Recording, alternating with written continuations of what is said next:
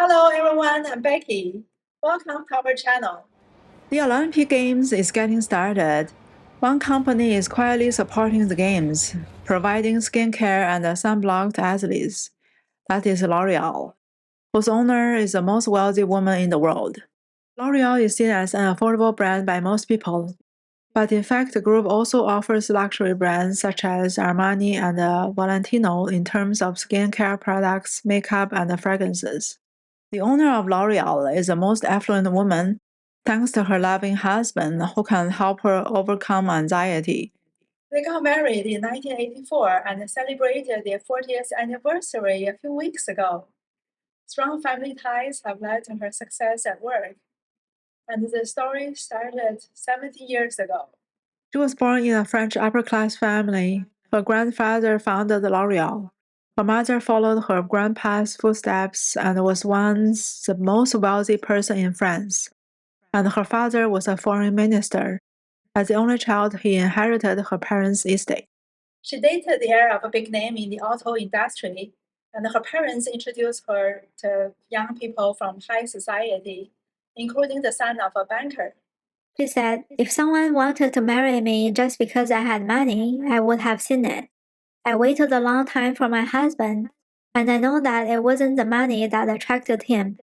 We know each other since we were in diapers. By then, she was clear that she would not accept a marriage of convenience, and she was already in love. John came from a wealthy family of French Jewish bankers, and John's dad was a L'Oreal manager. But he was not the husband her parents would have dreamed for her, especially because he was Jewish, the grandson of a rabbi murdered by Nazi Germany. This opened two old wounds. Her grandpa was investigated for Nazi collaboration after the war, and her dad wrote anti-Jewish articles. But she made up her mind, and her parents had no choice but to give in. 10 years passed before the wedding was celebrated.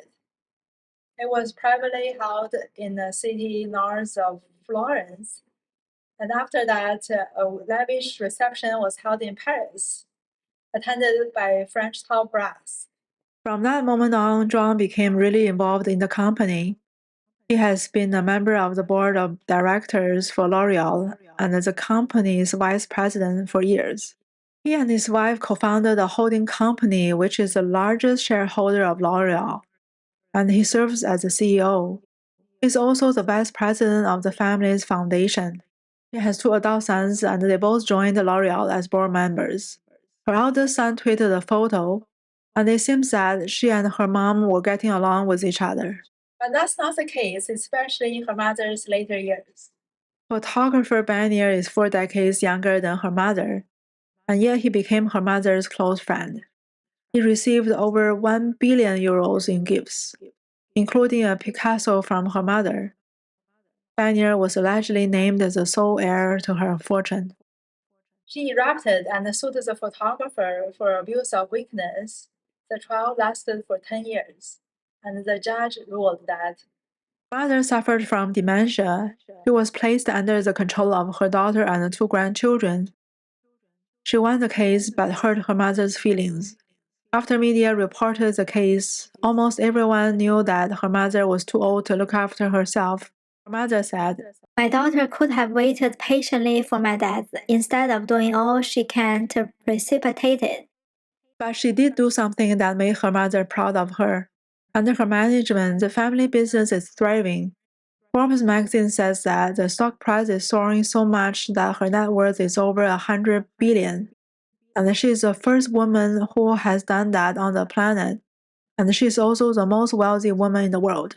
thanks to her caring husband, who has been the rock of the family for 4 decades. And thank you for watching. Please subscribe to our channel and see you next time.